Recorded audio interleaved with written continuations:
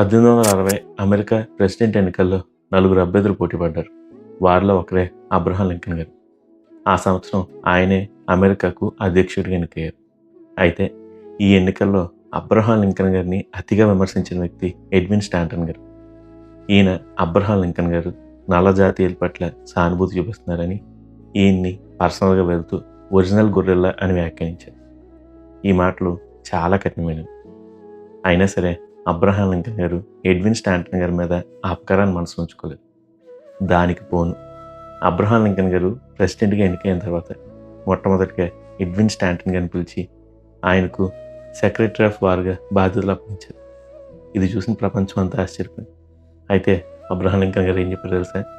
Edwin Staunton చాలా బలశాలి, అతను దృఢమైన మనసు గలవాడు, అతని వ్యూహాలు చాలా ఖచ్చితంగా ఉంటాయి, అతను మంచి నాయకుడు కూడా, అతడు తప్పకుండా సైన్యాన్ని ముందుకు నడిపిస్తారని నా నమ్మకం, అందుకనే అతనికి బాధ్యతలు చేపడుతున్నాను అన్నారు. ప్రపంచం అంతా నివ్వెరపోయింది. అబ్రహాం లింకన్ గారు ఆ సమయంలో దేవుని ప్రేమ ఉండటంతో ప్రపంచానికి చూపించారు. అయితే ఆ తర్వాత దుండగలు అబ్రహాం లింకన్ గారిని కాల్చి చంపారు. అప్పుడు ఆయనకి సానుభూతి చెప్పడానికి వచ్చిన అనేక మంది నాయకుల్లో ఎడ్విన్ స్టాంటన్ గారు కూడా. ఒకప్పుడు ఏ నోరైతే అబ్రహాం లింకన్ గారిని విమర్శించిందో అదే నోరు ఆయన సంతాప సభలో ఏం మాట్లాడిందో తెలుసా? ఇదిగో ఈరోజు మన ముందు పడుకున్న వ్యక్తి ప్రపంచంలోనే అత్యంత గొప్ప నాయకుడు. ఈరోజు ప్రపంచం ఒక గొప్ప నాయకుని కోల్పోయింది అని అన్నారు.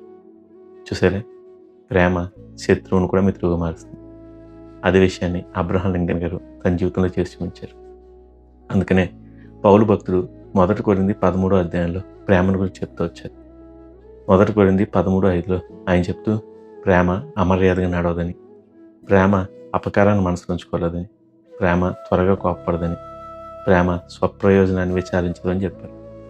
అవును, ప్రేమ కలిగి ఉంటే మనకెప్పుడు అపకారం మనసులో ఉండదు, మన స్వప్రయోజనాలు మన మనసులో ఉండదు, మనం త్వరగా కోప్పడం, మనం ఎవరితోనే అమర్యాదగా నడడం. అందుకని ఈరోజు ప్రేమ కలిగి ఉండడానికి మనం ప్రయాసపడదాం. అదే విషయాన్ని దేవుడు మనలో ఉంచుకుంటున్నాడు. మరి మనం కూడా ఈ రోజు నుంచి దేవుని ప్రేమను ఇతరులకు చూపిస్తూ మన శత్రువులను సైతం మన మిత్రులుగా మార్చుకుందామా? God bless you. Have a blessed day.